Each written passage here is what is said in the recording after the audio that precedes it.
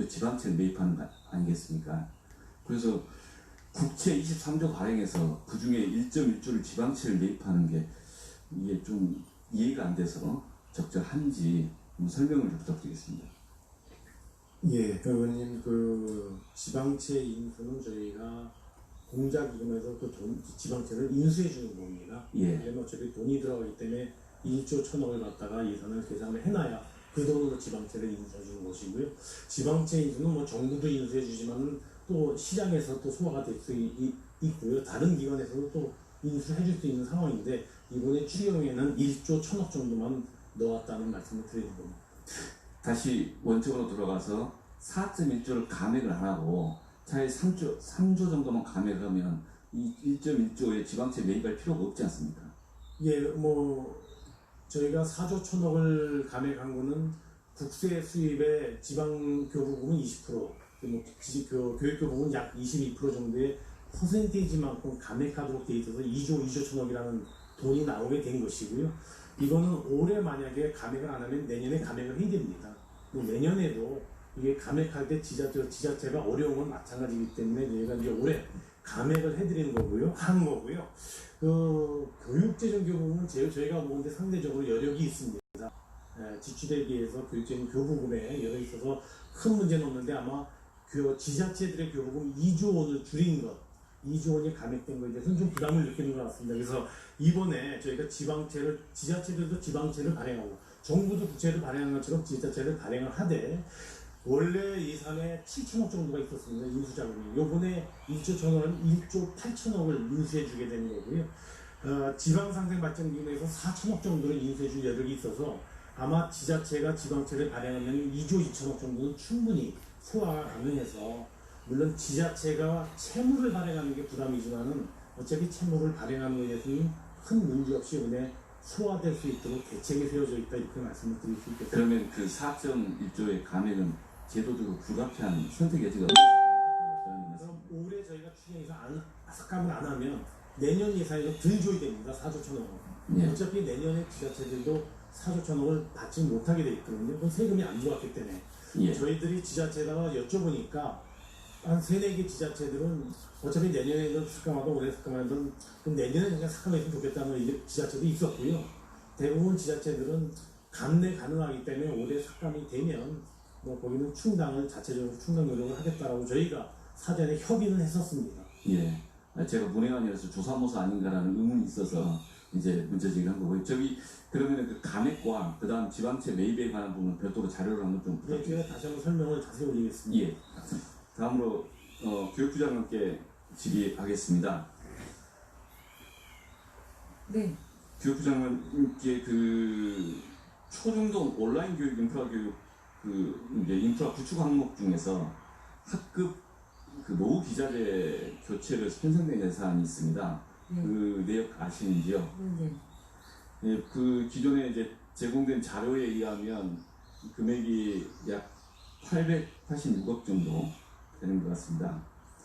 근데 이제 또 그와 별개로 국립학교 그린 스마트 전환 사업 중에서 노후 노트북 PC 교체로 인해서 29억 정도가 편성되어 있었습니다. 그래서 이게 기존의 이 초중등 온라인 인프라 구축 항목 중에 학급 노후 기자재 교체와 중복되는 건지 어떤지 모르겠습니다. 중복은 아니고요. 아시겠지만 이제 저희가 원격 수업을 본격화하면서 이 노후화된 디지털 기반 환경을 마련하는 게 굉장히 시급했습니다. 그리고 이게 모든 학교에 전면적으로 들어가는 게 아니라 지금 그 PC나 이 교체하는 것은 국립학교 중심으로 하는 것이고요. 다른 것은 또 다른 학교를 중심으로 하는 것이기 때문에 이게 중복되는 것은 아닙니다. 예, 실제 대상이 다르면 좀 다른 거라고 볼 수 있는데 이제 종래 지금 문제적인 비판들이 되는 게 한국형 뉴딜, 그 속에서 이제 디지털 뉴딜, 그린 뉴딜 개념이 정립이 되어 있는 거냐, 또 이제 그 개념이 정립되지 아니한 상태에서 기존 이제 진행되는 여러 가지 사업들을 그냥 끼얹게 하는 거 아니냐.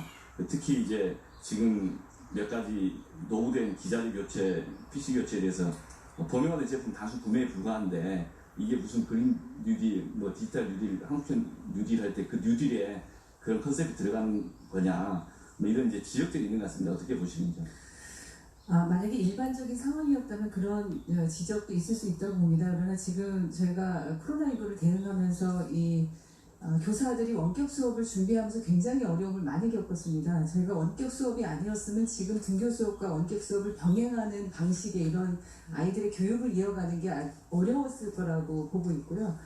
선생님들이 최소한 그 실시간 쌍방향 수업이 가능할 수 있을 정도의 기술적인 장비라든지 기술적인 시스템이라든지 이런 부분들은 확실하게 정부에서 정책적으로 또 제도적으로 마련이 돼야 된다고 봅니다. 그런데 이번에 이런 게 굉장히 이제 어려워서 학교 간의 지역 간의 차이가 발생하고 실시간 쌍방향 수업을 하기가 어려운 상황이었고 그것이 주로 선생님들의 PC나 이런 것들이 굉장히 노후화돼서 할 수가 없는 그런 상황에 학교들이 많이 있었습니다.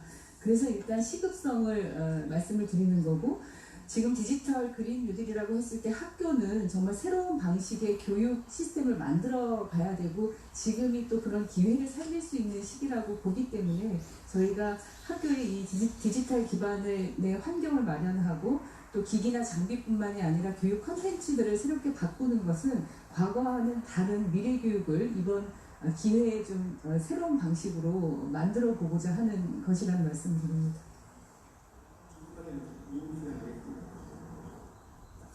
예, 오재영 의원님 수고하셨습니다. 다음은 인천 계양갑 출신의 존경하는 유동수 의원님 질의하시겠습니다. 네, 인천 계양갑의 유동수입니다. 홍남기 기획재정부 우리 홍남기 부총리께 질의를 드리겠습니다. 제가 보니까 2020년 3월 19일 날 대통령께서 코로나19 비상경제회의를 주재하셨습니다.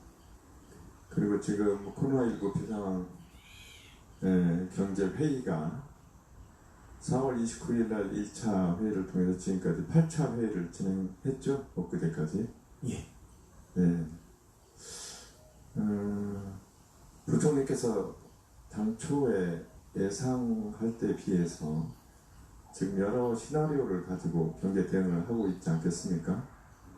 그러면 베스트, 노멀, 워스트로 이렇게 볼 때 우리나라 현재 경제 상황이 지금 대통령께서 비상경제회의 주재한 때로부터 한 3달 반 정도가 흘렀는데 어떻게 보고 계십니까?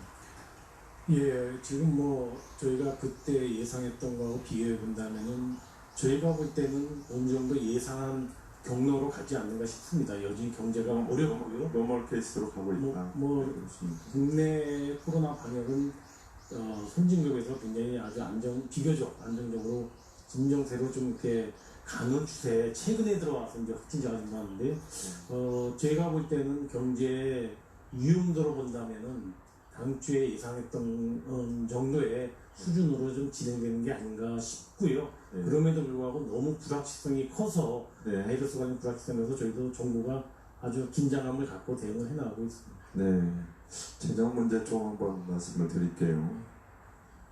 작년에 우리 국가 채무가 얼마 정도 됐죠? 작년엔 2019년도에는 GDP 대비 한 39% 정도 됐었습니다. 그렇죠. 네, 그래서 지금 이번 추경안 반영하면 43.5% 네, 그렇습니다. 이렇게 나지 않습니까? 이게 실제 경제 성장률 0.1을 기준으로 한 거죠? 네, 그렇습니다. 그래서 이게 마이너스 되면 조금 더 꼭 실질 성장률 하나만에 의해서 결정되는 건 아니지만은 그렇죠. 지금 그보다 GDP 금액이 네. 경제 성장률하고 관련이 있으니까. 네, 그렇습니다. 그 다음에 정부 예측으로 2023년도에 1134조 예상하면서 GDP 대비 51.7% 갈 거다 이렇게 말씀하신 바가 있는데 그거는 정부가 대책이 없을 때 그냥 네. 노멀하게 한다면은 그런 정도고요. 네. 당연히 정부가 내부적으로 대책을 수립하고 있습니다. 예. 올해 공정기금 관련해서 국제 발행 한도가 170.1조 이 정도 되죠? 네, 그렇습니다. 적자 보전 국채 97.7조 발행인데 가장 많은 수치죠. 예, 그렇습니다. 올해 특히 많아졌습니다. 제가 보기에는 상당히 부추 효과도 있을 것 같은 생각이 드는데 어떻게 보십니까? 저도 그렇게 생각합니다. 그렇게 생각하십니까? 네네네. 지금 우리나라 전체적으로 보면 고령화 속도가 굉장히 빠르지 않습니까? 예. 그래서 사회복지 지출이 굉장히 늘어날 걸로 보고 또 우리가 조금 더 대비할 게 통일비용. 예, 독일 같은 경우에 이 통일비용으로 10년대에 거의 국가부채가 50% 정도 이제 증가했다고 통계가 나와 있습니다. 이렇게 볼 때 매년 지금 예정처 자료에 의하면은 2050년도에까지 보면 되면 4.6% 증가할 걸로 예상을 하고 있는데 부총리께서 이 재정 건전성에 관한 최고의 보루이지 않겠습니까? 네. 그렇게 생각하고 있습니다. 네. 내부에 뭐 재정 준칙 이런 거 만들고 계십니까? 예, 의원님 지금 주신 취지를 제가 보는데 국가 채무가 네. 절대 규모에 있어서 사실 선진국보다는 굉장히 양호하지만 네. 최근에 들어와서 저희가 재정이 적극적으로 네. 경제 위기 상황을 타개하기 위해서 사실 재정이 적극적 역할을 하면서 국가 채무가 증가하는 속도가 좀 빠른 거에 대해서 네. 외부에서 많은 지적이 있습니다. 신평사를 포함해서 외부에 네. 투자자라든가 네. 신평기관에서도 개입 주시하고 있고요. 그래서 정부도 네. 재정의 역할을 강화해 나가야 되지만 한편으로는 네. 또 이 같은 국가 채무나 적자에 대한 관리 노력도 특별히 필요하다고 보고 재정 준칙에 대해서도 저희가 검토하고 있습니다. 아, 검토하고 계십니다. 예, 제가 보니까 우리나라 D2는 지방정부까지만 채무를 반영하고 있지 않습니까? 예. 그죠? 근데 D3에 관해서 지금 선진국과 OECD 국가 우리 차이점은 뭐냐면 지방정부의 채무가 선진국은 굉장히 높지 않습니까? 그죠? 예. 근데 우리는 지방정부가 해야 할 일들을 공기업들이 상당히 부담하고 있지 않습니까? 그죠? 그래서 D3까지 포함하면 그 다음에 아까 말한 대로 고령화 속도나 통일비용까지 고려하면 결코 우리가 굉장히 낮다.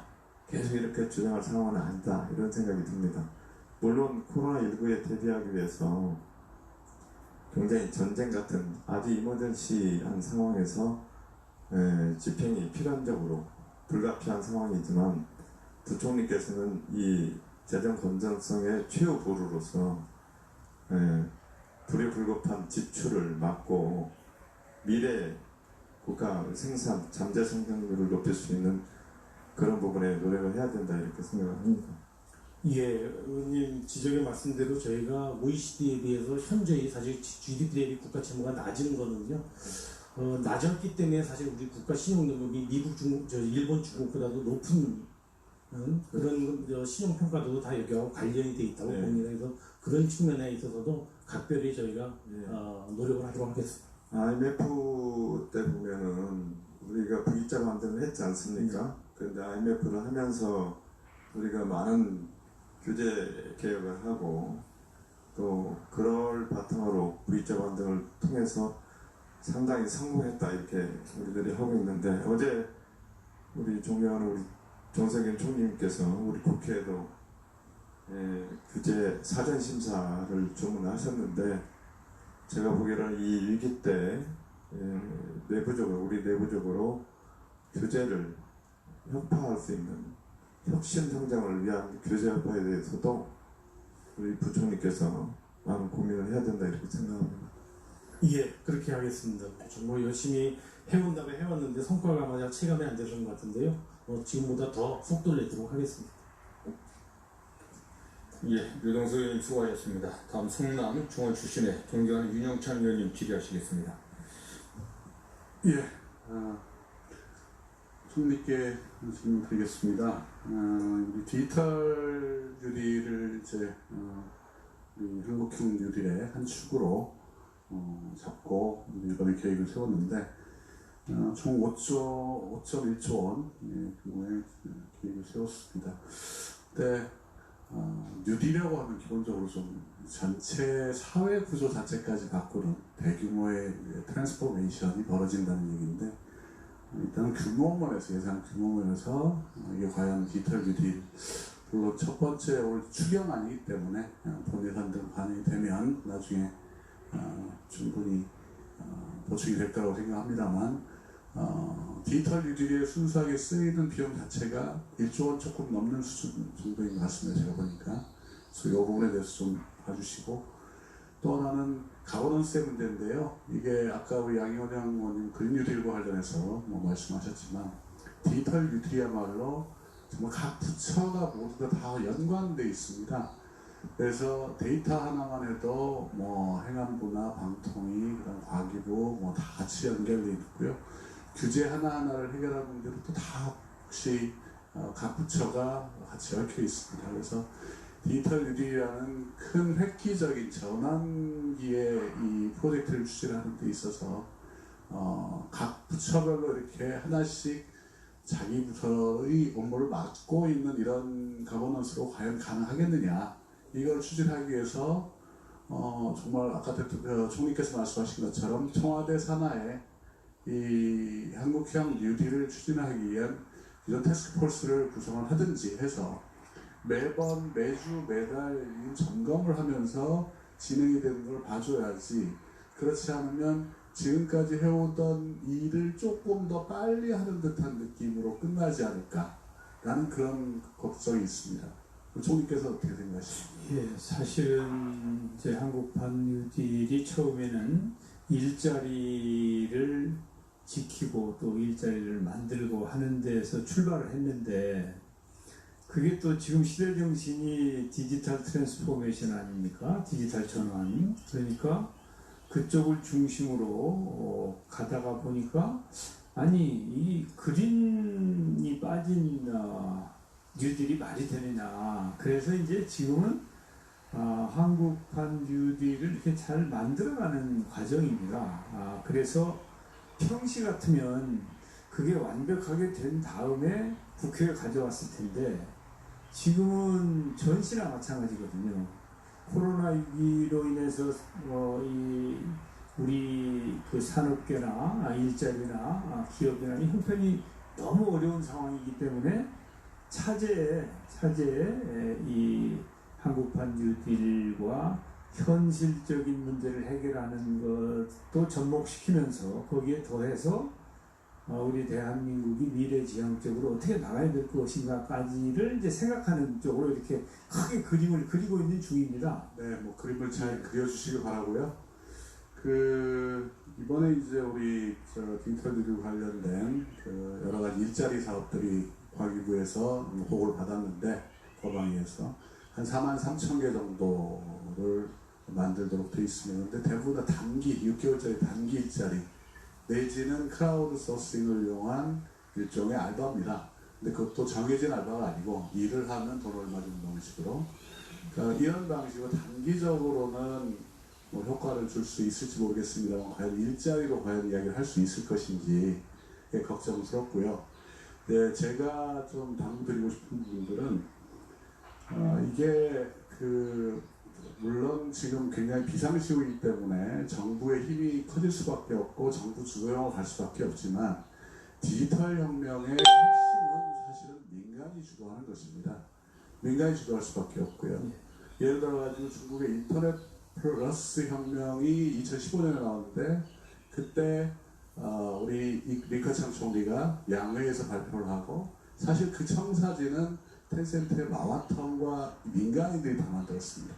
그러니까 민간이 결국은 같이 협력하는 가버넌스로 진행이 돼야만 이 방향을 잘 잡을 수가 있는데, 사실은 앞으로 나올 계획에서 민간들이 어떻게 참여할 수 있는지를 좀 더 청사진이 나와줘야 된다고 저는 생각합니다.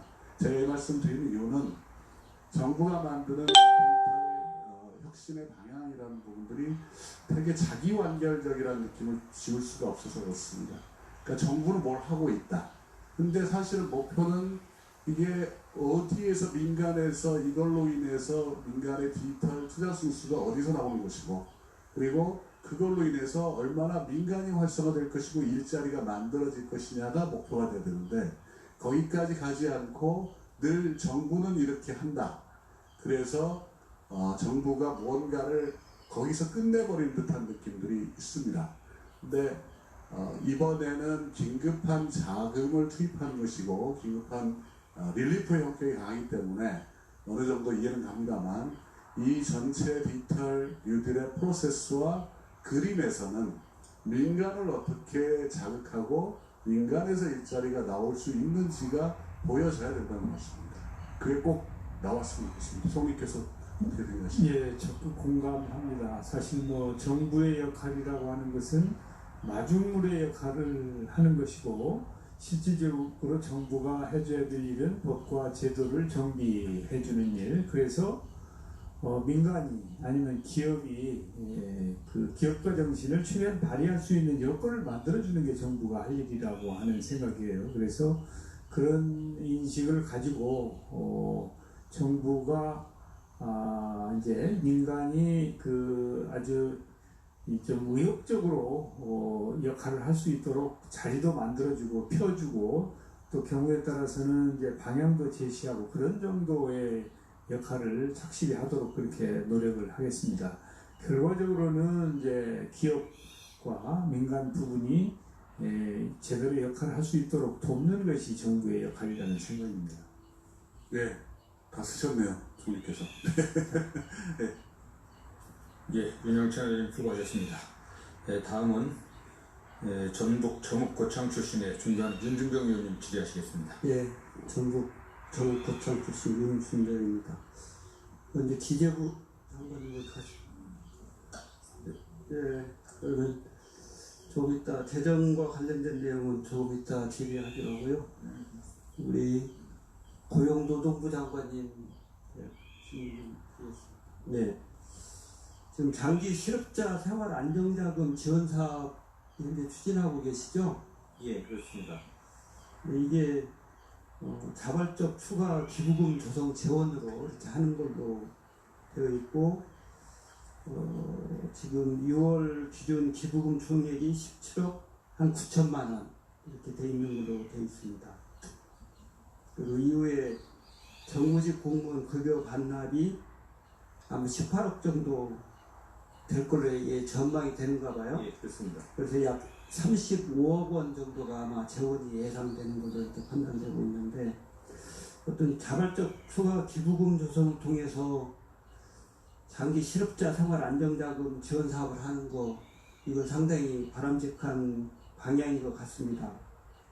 다만 내부적으로 보면 지금 예산 내용이 한 20억 정도 잡고 지원 대상이 한 2,000명 이렇게 잡혀 있는데 이게 재원이 한 35억 원이라면 이거를 대상도 한 3,500명으로 추가로 좀 늘려야 될 것 같고 예산도 좀 증액이 돼야 될 것 같습니다. 다만 이제 설계된 과정에서 실업급여를 수급하지 못하는 장기 실업자 현황 이게 총 얼마인지 이게 좀 추계가 돼야 될 것 같고요. 또 그 과정 속에서 3,500명이 수혜를 받는다면 전체 대상자 중에 극히 일부에 불과해서 이게 오히려 불신이나 갈등을 조장할 수 있는 사업이 될 우려가 있지 않나 이런 생각이 들어서 이 부분에 대한 보완을 좀 해야 되는 거 아닌가 이런 생각이 드는데 우리 장관님 생각은 어떠십니까? 우선 근로복지진흥기금에 국민들께서 자발적으로 기부한 재원을 토대로 해서 이 사업을 설계하였습니다.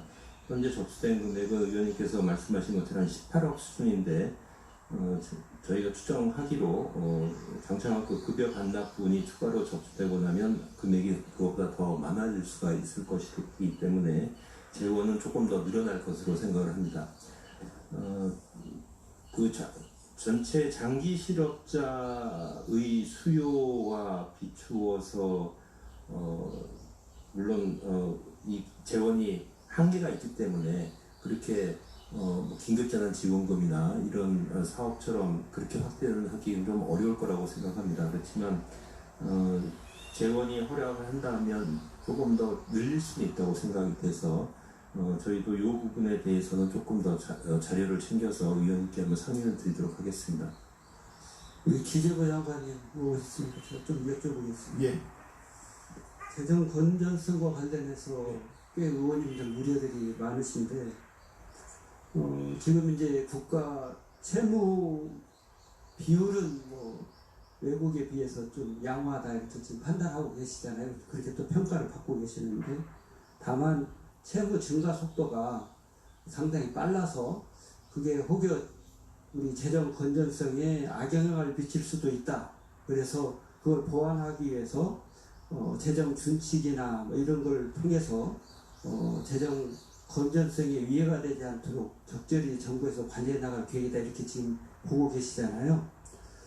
그런데 이제 궁금한 게 실제 채무 증가 속도가 재정 건전성에 미치는 영향이나 악영향에 대해서 구체적으로 연구된 지표가 있는지 뭐 이런 게 좀 궁금해요. 그래서 그 우리가 좀 가이드라인으로서 관리하고 또 준수해야 될 기준들이 좀 있는 것인지, 있다면 어느 정도 수준으로 이렇게 보고 계신지 좀 말씀 주시면 좋겠습니다. 예, 의원님, 각 국가가 다 국가 채무에 대해서는 나름대로 그 국가 형편에 맞고 봅니다. 다만 국가 채무가